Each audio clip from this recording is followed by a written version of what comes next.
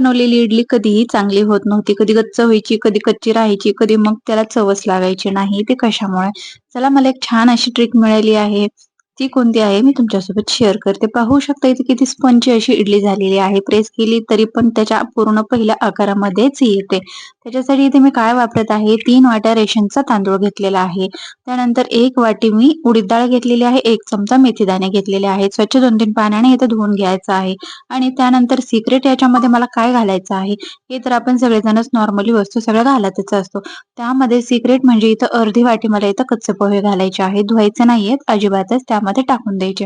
त्यानंतर 7-8 तासानंतर आपल्याला पीठ वाटून घ्यायचं, रात्रभर फर्मेंटेशनसाठी ठेवायचं आणि फर्मंट पाहू शकता किती छान झालेलं आहे. अगदी 3 पट हे पीठ फुललेलं आहे.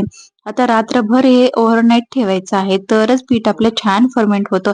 हिवाळा, पावसाळा कुठलाही ऋतू असू द्या, त्यामध्ये जर आपण या पद्धतीने केलं ना, तर खूप छान आपल्याला रिझल्ट सुद्धा मिळतं.